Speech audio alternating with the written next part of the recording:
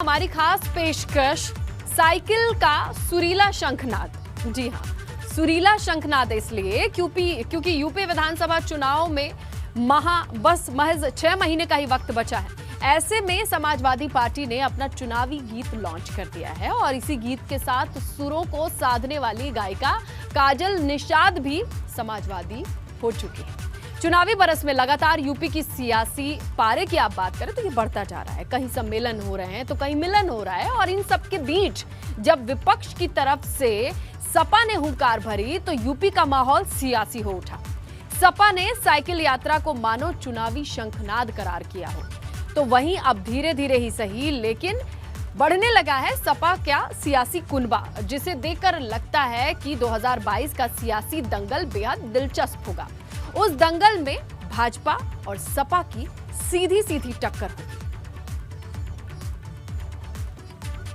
पानी सड़कें होंगी, वृद्धा विधवा पेंशन होगी, फ्री दवाई सुविधा होगी, फ्री पढ़ाई शिक्षा होगी, फ्री सिंचाई नहरें होंगी, खाद बीज की राहत होगी, रही फसल का दाम होगा, काम होगा, काम होगा, काम होगा, काम होगा, 2022 में काम होगा।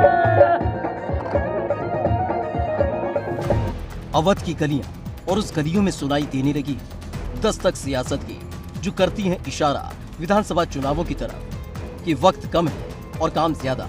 ऐसे में सियासी सक्रियता सड़कों पर नजर आने लगी तो वहीं बढ़ने लगा सपा का सियासी कुनबा। भोजपुरी कलाकार काजल निषाद ने सपा का दामन थामा तो वहीं पूर्व राज्यसभा सांसद राजपाल सैनी के साथ साथ अरुण कुमार निषाद भी पार्टी में शामिल हुए, तो वहीं महामंडलेश्वर सत्यानंद महाराज भी सपा में शामिल हुए हैं। बहुत लंबी सूची थी, बड़ी संख्या में नेता हैं, अनुभवी नेता जो आज पार्टी में शामिल हो रहे हैं। सबका नाम लेना संभव नहीं था। कुछ साथी यहाँ बैठे हैं, कुछ साथी दूसरे हॉल में भी बैठे हैं।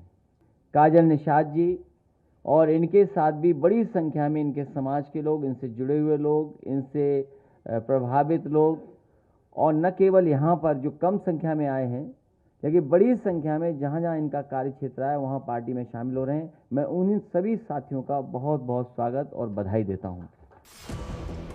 इस बरस के 8वें महीने में सियासत में साइकिल वाला दाव नजर आया, जहां मौका था जन्मदिन का, ठिकाना समाजवादी पार्टी दफ्तर और नजर थी 2022 पर।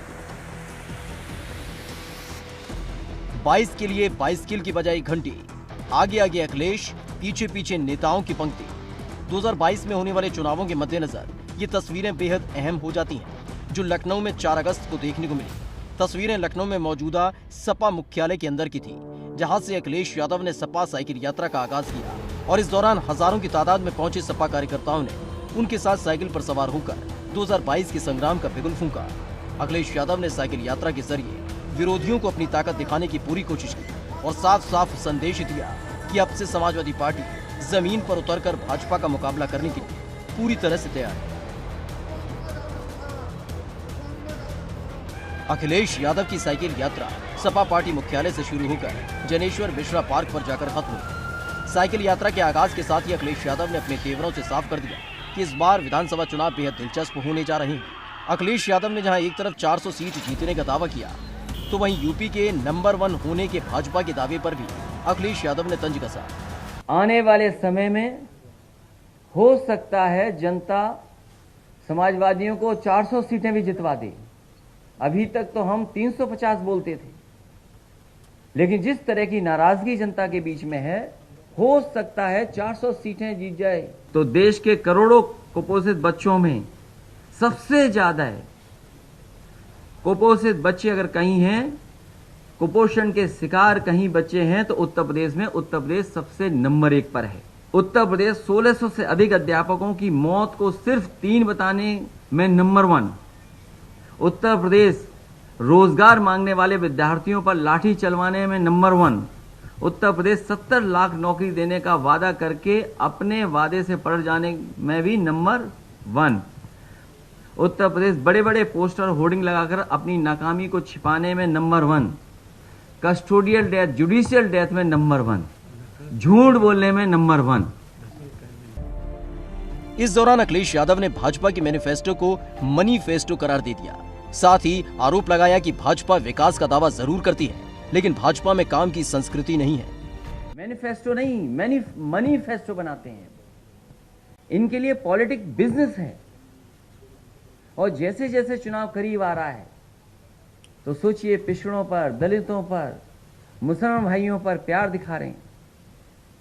पूरे 4.5 साल इनको बर्बाद किया, इनके लिए कोई फैसला नहीं लिया, न काम किया, न्याय किया, उत्पीड़न किया, जेल भेजा। और आज जब चुनाव करीब आ रहे हैं तो उनके करीब जाना चाहती है भारतीय जनता पार्टी का धोखा इन वर्ग के लोगों ने देखा है और समझा है। बीजेपी की कोई काम करने की संस्कृति नहीं है, और अगर काम करने की संस्कृति रही होती तो शायद कुछ काम किए होते। आज भी वही समाजवादियों के काम उद्घाटन किए जा रहे हैं, नाम बदले जा रहे हैं। जनेश्वर मिश्रा की जयंती पर सपा की साइकिल यात्रा में जहां लखनऊ में पार्टी के अध्यक्ष अखिलेश यादव ने मोर्चा संभाला, तो वहीं कन्नौज में उनकी पत्नी डिंपल यादव ने साइकिल यात्रा को हरी झंडी दिखाई।